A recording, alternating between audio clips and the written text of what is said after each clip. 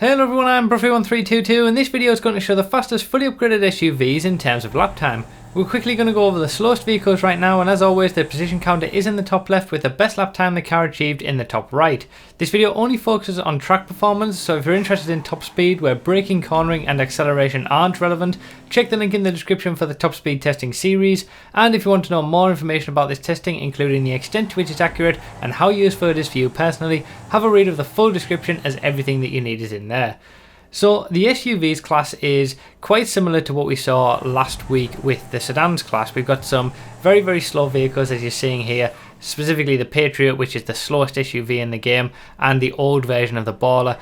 Both the cavalcades, I will mention, are exactly the same under the hood. So you're seeing the older model here and then the newer model. They are exactly the same in terms of performance. So if you do like the cavalcade, it doesn't matter which one you get, although the old one does have a few more visual modifications.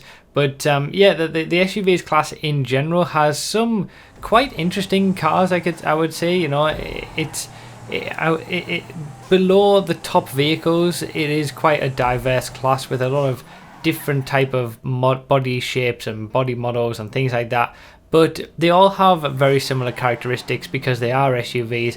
They're quite heavy, you know, they have a lot of weight transfer when you're driving them around. They're not that quick in terms of acceleration, and overall when you look at the lap times that we're getting here, 1 minute 19s, 1 minute 20s, that's not a very quick lap time at all. Just something that I need to point out right now is about the Dubster and the Dubster 2. So this is the Dubster 2 that you're seeing on the screen right now, and you can tell that because the rear tyre on the back is slightly off centre, it's towards the left. The Dubster 2 is a special variant of the Dubster that spawns in GTA Online very rarely. It's known to be the spawn that spawns in sort of chrome and gold colours, and you can sell it for quite a lot. Certainly used to be a very common thing to do when it was more frequently spawning, but it is a different variation of the Dubster. It isn't actually the same. It isn't just another Dubster modified differently. It is a separate car entirely. So the rear tyre on the back of the Dubster 2 is there all the time, and it is off centre, it's off to the left as you saw. On the regular Dubster, by default it doesn't have a rear tyre on the back. It doesn't have that spare tyre on the back of it, but you can add that spare tyre, and by adding that spare tyre to the regular Dubster you get an increase in traction just like a spoiler. This obviously doesn't happen with the Dubster 2, and that's the only difference in terms of their lap time. The Dubster is quicker than the Dubster 2 just because it gets this rear tyre, gets an increase in traction, it can go quicker around the corners, but otherwise in terms of performance under the hood they are exactly the same. So 13th place now we've got the Serrano. This is where we start to get into sort of vehicles that would be quite good at the top of the class in terms of them all being quite close on pace. A 1 minute 16.3 from the Serrano here isn't that great, but it is one of the very few SUVs that does get the benefit of a spoiler for added traction, in addition to the Dubster, which we just mentioned. And then just ahead of it is the Granger, which does have a quite decent acceleration and power behind it, but you know, again, similar to all SUVs, they're not very good in terms of traction, whereas the sedans class have more traction than the power that they have. The SUVs are kind of the opposite to that. They have more power than their traction can handle in most cases, in comparison to when you're looking at sport cars and supercars, which have a lot of traction and a lot of power. So you know, the Ricoto here with a 115.9, only a few tenths of a second quicker than the Granger, and now we're finally into the top 10 with the XLS, and we've got quite a few DLC vehicles in the top 10. There's only, I believe, 2 vehicles from when the game first released that are actually still in the top 10. The rest are all DLC vehicles, and the XLS here in 10th place, just scraping into the top 10, only a few tenths of a second quicker than the Ricoto, is the exception to the rule of armoured versions are slower. Armoured versions on the whole for most vehicles in the game, as I mentioned in the sedans video last week, are slower.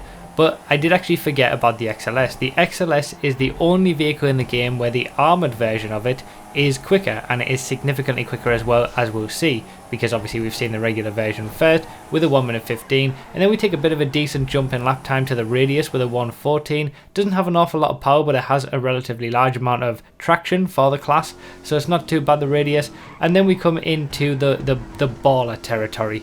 essentially, because the next 5 vehicles that we're about to see are all ballers. We've got the baller LE, and then the regular baller, and the baller LE LWB. So LE stands for sort of, limited edition or whatever you want to say. It's basically meant to be a more upmarket version of the regular baller. And then LWB is the same as with the shafters. It stands for long wheelbase, so the car itself is a little bit longer. But most of the ballers, they're almost exactly the same. Really, it's not that much thought went into making these vehicles when they were released, because they're just a variation of the baller as it is. So the two LWB versions are a little bit slower than the regular baller, with the armored version of the LWB being slightly slower than the regular version. Then right in the middle here we've got the regular baller with a bit of a decent jump in lap time, 6 or 7 tenths of a second quicker than the LWB version, with a 114.1 from the regular baller. This is obviously the best of the non-DLC vehicles at this point. And coming into the top 5, we now have the baller LE versions. The LE armoured version is only about a tenth of a second quicker than the regular baller, and then the baller LE regular version is only about a tenth of a second quicker than the armoured version. So they're all, so close in terms of performance, all the ballers really. The LWB versions are a little bit slower, but for the vast majority of them, they're all within 1 second of each other. There's nothing really to tell them apart. So ultimately, with the SUVs class, it does have an awful lot of ballers in there, but unlike the sedans class where there's a lot of shafters and they're all at the top of the class, all of the ballers that we've seen here in the SUVs class are all below the top 3. So it's the top 3 that we're going to get into, and they are all different vehicles. The thing is though, similar to the sedans class, none of this really matters, because there is one vehicle that is much quicker than everything else, but that's kind of how it's always been with the SUVs class. There's always been one dominant vehicle. First it was the regular baller, as we saw, then for a long time it was the Huntley S, which with a 112.7 is obviously, a good more than 1 second quicker than the regular baller as well. So when the Huntley S came out, it was released, this was the new king of the SUVs class.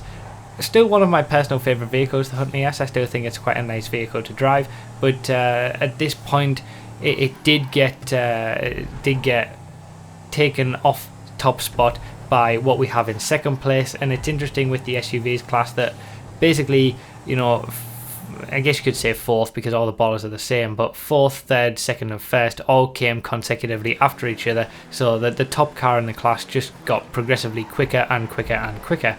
So yeah, we had the Huntley S, and then we got the XLS Armoured. The XLS Armoured version is the second quickest SUV in the game, and a good more than second per lap quicker than the Huntley S. Again, this is the exception to the rule. The XLS Armoured, the armoured version, being much quicker than the regular XLS by the tune of about 4 seconds per lap. That's just the way it's being programmed, nothing sort of special about it. It's just Rockstar decided that was how it was going to be. But ultimately, like I said, none of this really matters, because the number one quickest SUV in the game is miles ahead. It is, of course, the Contender, one of the newest SUVs to be added to the game, and of course it is the quickest, following the same pattern that we've seen throughout the class in its history in general.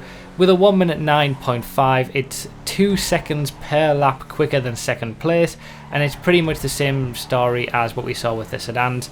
This is the only vehicle that you need for SUV races. It's dominant across all the SUVs.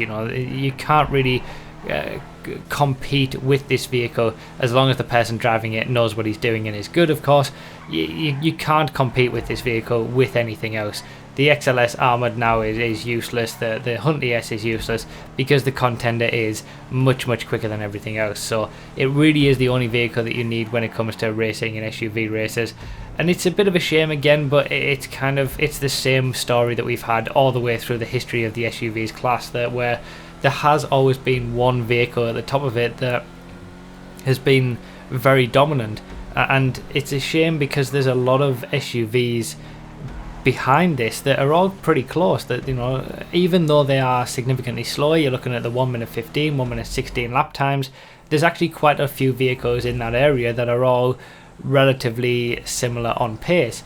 So I think the game itself, GTA, suffers from having such big classes. When you go back and look at GTA 4, at the risk of getting too rambly and too much talking about this kind of stuff, but when you look at GTA 4, there were a lot more classes with smaller vehicles, and the game itself, GTA 5, suffers from not taking that approach. I think if we had more classes to racing that better distributed the cars, obviously, Rockstar adding quicker and quicker cars and not getting, doing class misallocations and things like that doesn't help, but it suffers from having such a small number of raceable classes that the classes are so big. 28 vehicles in the sedans class, 26 vehicles in the SUVs class. We've got over 40 vehicles in the muscle and sports classes.